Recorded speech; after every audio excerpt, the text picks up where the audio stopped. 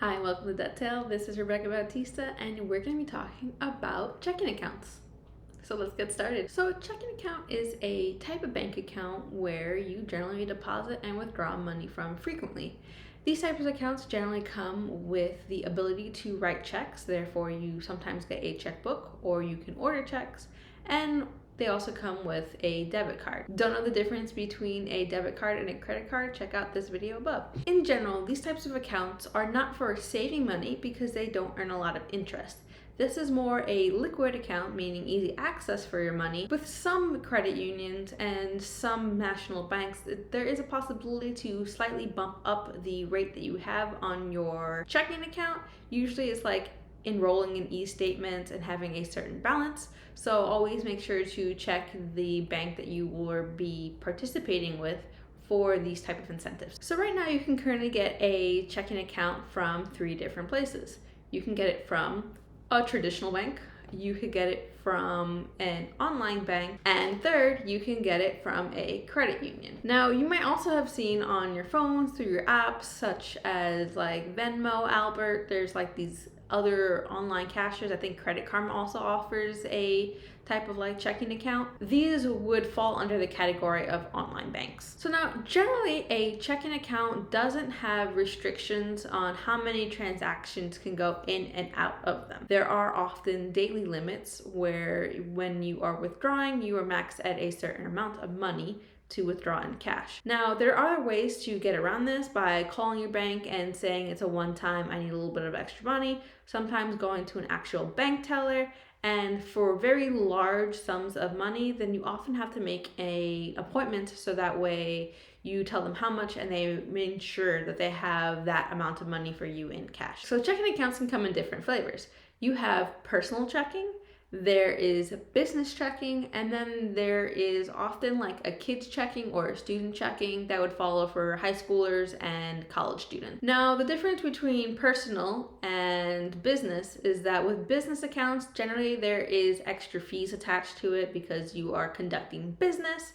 So they feel like, yeah, you want to do business, then we're going to charge you for it because that's our business. On top of that, generally businesses, especially large businesses, can do thousands of transactions in a day versus one person may make 30 or 40 in a day. Please note that even with a personal account, your bank can still freeze the account where you don't have access to your money if they assume fraud or identity theft or illegal money transaction. Generally, checking accounts, personal, are tied to a single person, but you can open a joint account in which 2 people are authorized as owners and therefore both have claims to the money. Student and high school accounts sometimes have extra interest where it's attached as a way to promote young people in using banks wisely. Most of this is promotional and will lapse when you age out. So checking accounts can come with different features, so you want to be mindful. If you need a physical branch location, so a local place, because you'll be withdrawing money a lot or depositing money a lot, then I'd recommend your local branch or credit union. If you don't have a need for using cash that much or that often, you have more free reign as to either doing a credit union that is not local to you if you meet their membership eligibility, or you can go with an online bank. Note that not all checking accounts are equal. Many banks have different checking account products, and credit unions, local banks, online banks may have different features. So here's just a little list of things to consider when you are looking into opening a checking account. The first thing you want to consider is what is their minimum balance requirement. So what this means is what is the lowest amount of money you can have consistently in that account before they require any fees. Second, what is their minimum deposit requirement?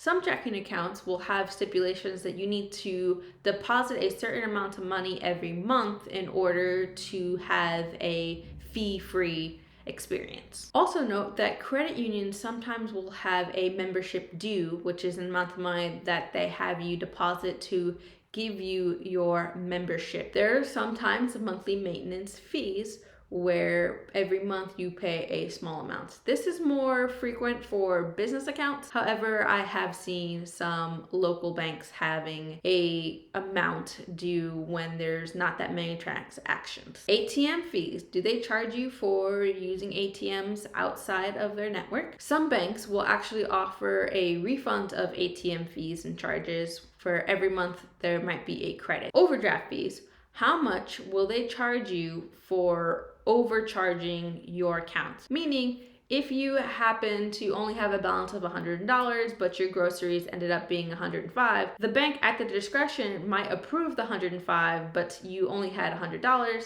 So for using that extra $5, they may attach a overdraft fee. Sometimes they're small, like $15. Sometimes they're rather large, could be like $35. And as you continue doing transactions, every single time you overdraft, they just keep adding that fee. Another consideration is the ATM and networking. There are a whole bunch of different ATM networks, and you want to make sure that if you are going with a bank and you may be traveling a lot, that you have a bunch of fee-free options while traveling. Now, with a checking account, there are still some other advantages that not all banks offer, such as having access to Zelle. Some checking accounts with the use of their debit cards have rewards programs in which you can use your debit card at certain stores and get like 5% back. Usually you have to go either into the bank's app or onto the bank's website to activate these offers, but it is a possibility. So yeah,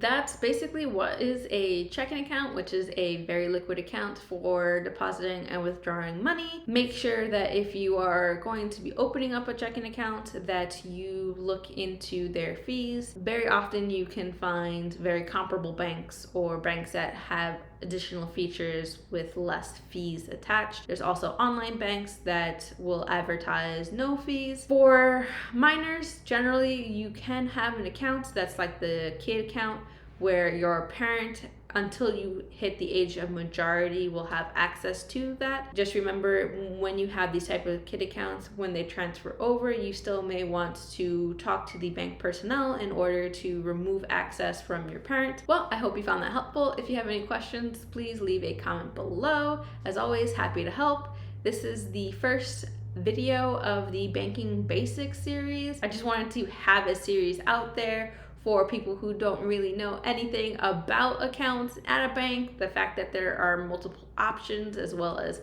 different types of banks, etc. This was something that wasn't really explained to me as a kid, that I just kind of figured out on my own and went about, and so I just wanted to touch base on it. Well, until the next one, see ya!